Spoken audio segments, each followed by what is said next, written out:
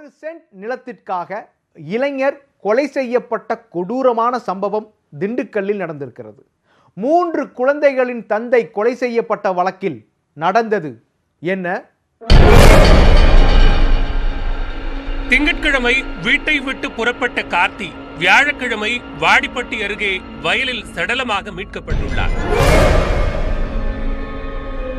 3 குழந்தைகளுக்கு தந்தையான கார்த்தியை கொலை செய்த மனோஜ் உள்ளிட்ட 6 பேர் சரணடைந்துள்ளனர்.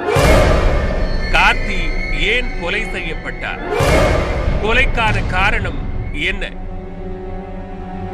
திண்டுக்கல் என்ஜிஓ காலனி அருகே உள்ள ரெங்கநாதபுரத்தைச் சேர்ந்தவர் கார்த்தி.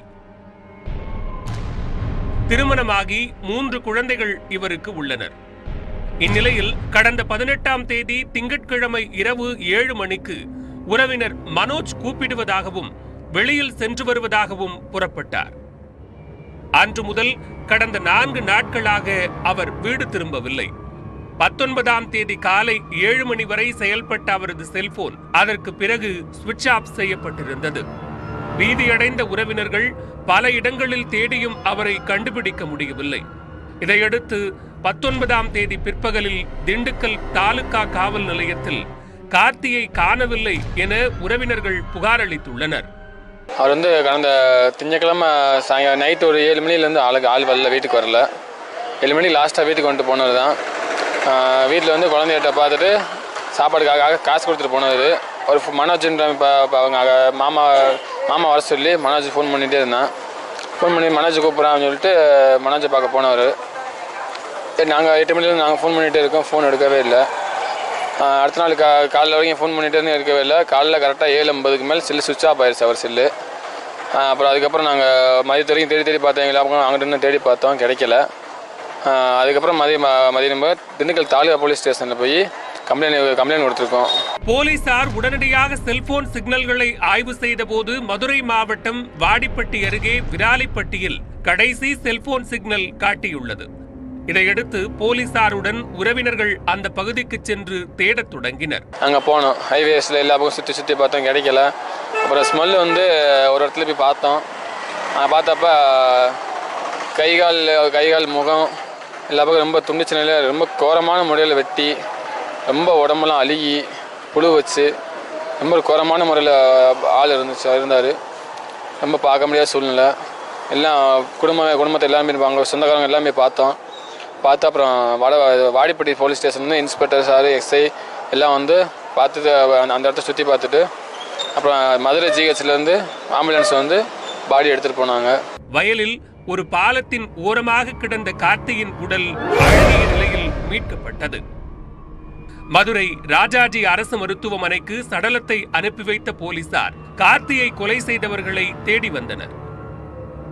இந்நிலையில் 21ஆம் தேதி வியாழக்கிழமை தேனி மாவட்டம் பெரியகுளம் நீதிமன்றத்தில் கார்த்தியின் உறவினர்கள் மனோஜ், பாண்டி, ஜெயபாண்டி, பிரான்சிஸ் சேவியர், சந்திரசேகரன், ராதாகிருஷ்ணன் ஆகியோர் சரணடைந்தனர். போலீசார் அவர்களிடம் நடத்திய முதற்கட்ட விசாரணையில் 1 சென்ட் பரப்பளவு உள்ள நிலம் தொடர்பான தகராறுதான் கொலைக்கு காரணம் என தெரிய வந்தது. கார்த்தியின் மனைவி 4வது பிரசவத்தை எதிர்நோக்கியுள்ள நிலையில் தன் வீட்டின் அருகில் உள்ள உறவினருக்கு சொந்தமான 1 சென்ட் காலி நிலத்தை விலைக்கு வாங்கினார் கார்த்தி. அது குடும்ப சொத்தாக இருந்ததால் தனக்கும் அதில் பங்கு உண்டு என மற்றொரு உறவினர் மனோஜ் கார்த்தியிடம் தகராறில் ஈடுபட்டார். இதையடுத்து சொத்து குறித்து நீதிமன்றத்தில் வழக்கு தொடுக்கப்பட்டு அதில் கார்த்திக்கு சாதகமாக தீர்ப்பும் வந்தது. இதனால் ஆத்திரமடைந்த மனோஜ் கார்த்தியை தீர்த்து கட்ட திட்டம் தீட்டியுள்ளார். கடந்த 18ஆம் தேதி இரவு கார்த்தியை சந்திக்க வேண்டும் என்று கூறி பலமுறை செல்போனில் அழைத்துள்ளார் மனோஜ். அதையடுத்து மனோஜை கார்த்தி சந்தித்தார். வேறு சிலருடன் இருவரும் ஒரு ஆட்டோவில் அயலூர் அருகே சென்றுள்ளனர். அங்கு ஓரிடத்தில் அனைவரும் சேர்ந்து மது அருந்தியுள்ளனர். போதை உச்சத்திற்கு சென்றவுடன் மனோஜும் அவருடன் வந்தவர்களும் கார்த்தியின் கை கால்களை கட்டி போட்டு தாக்கியுள்ளனர். அரிவாள் உள்ளிட்ட பயங்கர ஆயுதங்களால் சரமாரியாக வெட்டி கொலை செய்துள்ளனர். பின் அங்கேயே அமர்ந்து 4 அனைவரும் சேர்ந்து மது அருந்தியுள்ளனர். சத்தம் கேட்டு அக்கம் பக்கத்தினர் வரவே 2 பேர் 3 பேர் அனைவரும் தப்பித்து ஓடிவிட்டனர். அவர் கார்த்தி எங்கள் மாமாவோட ஆட்டோ அயலூருக்கு முன்னாடி மூக்கரை பிள்ளையார் கோவில் ஸ்டாப்புக்கிட்ட ஒரு ஃப்ளாட்டுக்குள்ளே உள்ளே நின்றுருந்துச்சு ஆட்டோ. அப்போ எங்களுக்கு ஒரு ஃபோன் வந்துருந்துச்சு. இது ஆட்டோ ஒரு சொந்தக்கார ஆட்டோ இங்கே நிற்கிது அப்படின்னு சொல்லி ஃபோன் வரவும் நாங்கள் அங்கே போய் அந்த ஆட்டோ கூட பார்த்தோம். ஆட்டோ மட்டும் தான் இருந்துச்சு. அவனை சுற்றி கொண்டு விசாரித்ததில் யாரோ நைட்டு 2 பேர் வந்து தண்ணி அடிச்சுக்கிட்டு இருந்தாங்க. சரக்கு அடிச்சுக்கிட்டு இருக்கும்போது நாங்கள் ஆள் பார்த்து போனப்போ எங்களை பார்த்தோம் 2 பேர் ஓடிட்டாங்க. சரக்கு சைடிஸு எல்லாமே இருந்து எங்களை பார்த்தோம் எல்லாம் ஓடிட்டாங்க. அப்புறம் போலீஸ்காரங்களை ஃபோன் பண்ணி அங்கே ரோந்து போனவங்களை ஃபோன் பண்ணி வர சொல்லி வடமதுரை போலீஸ் ஸ்டேஷனுக்கு வர சொல்லி வந்தவங்க அந்த ஆட்டோ தள்ளி ரோட்டு மேலே நிப்பாட்டிட்டு போனாங்க. இதனிடையே புகாரின் பேரில் குற்றவாளிகளை தேடி வந்த போலீசார் மனோஜ் தலைமறைவானதை அறிந்தனர்.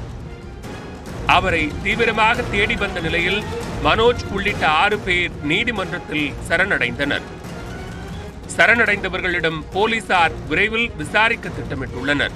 விசாரணையில் நிலம் மட்டும்தான் தற்கொலைக்கு காரணமா, வேறு ஏதேனும் பிரச்சனைகள் இருந்தனவா என்று தெரிய வரும் என்கின்றனர் போலீசார். தனியாக தான் வீடு இருக்குது, தனியாக கொடுத்தான். 3 குழந்தைங்க இருக்குது. பக்கத்தில் அவன் வீட்டுக்கு பக்கத்தில் ஒரு இடம் வாங்கினது, அது கோர்ட்டு தீர்ப்பாயிருச்சு எங்கள் பக்கம்.